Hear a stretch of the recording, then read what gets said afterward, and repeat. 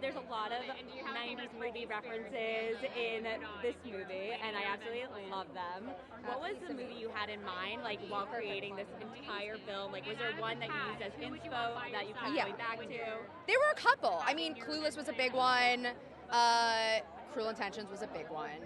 And then it was like Jawbreaker, Heathers. I think it was like all of those movies from the 90s and early 2000s we really dug into, because those movies just don't get made anymore. I feel like there's a void in the entertainment sphere for that type of story.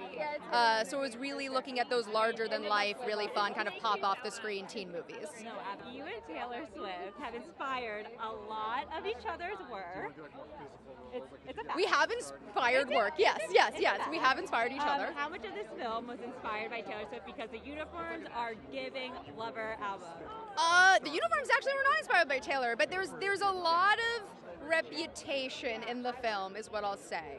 There's snake emoji energy. What do you think, Taylor? Like, how will her react to me when she sees it? I have no idea. I mean, I hope that she likes it. That would be there. I mean, Esty Haim did the score. I feel like we have a lot of things that Taylor will hopefully like. But yeah, I mean, I just hope she really loves it. I think like my favorite memory was probably being on the beach it was a last week of shooting, and it was Cammie's last scene, and we just had a big hug at the end of a very long, like in some ways difficult, but in many ways amazing filming process, and we just had a big hug, and that's probably my favorite moment. I love it. One last question for you. Eleanor and Drea, they talk about what they would allow the headmaster to do to them, whether it's like run them over with their car, carry them in the woods. What would you allow, or what would you want the iconic Sarah Michelle Gellar to do to you? I would want the iconic Sarah Michelle Gellar to do very nice and lovely things to me. Like maybe like run me a hot bath. Like, I don't know. I will tell you that when we were filming that scene, I had no idea about that meme, like that pop culture reference. I had no concept. And I was like, Jen, these lines are really stupid. Like, why would I want someone to do something awful to me? Like, if I hate her, I want to do awful things to her, and if I like her, I'd want to do nice things to me. I don't understand. And then she had to take 15 minutes and explain the internet to me. So, that's who I am. I hear rumors that you're obsessed with the High School Musical trilogy. Yes.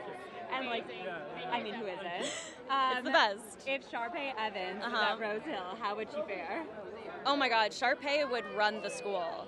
She would be like getting into all the Ivies and also like partying with everybody, and she'd be the most popular girl. Yeah. You stole Tommy Dorfman's tank top. Yes. Did she ever get it back? No, I still wear it like almost every day. I need a new wardrobe. How much do you steal from her?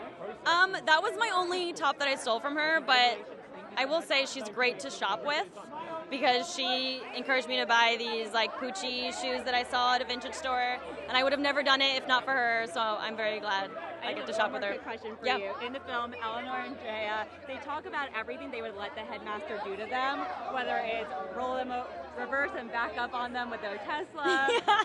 So what would you allow, or what would you want the iconic Sarah Michelle Gellar to do to you? Honestly, so I have a Tesla, so I feel like I would want her to get in my Tesla and run me over with it.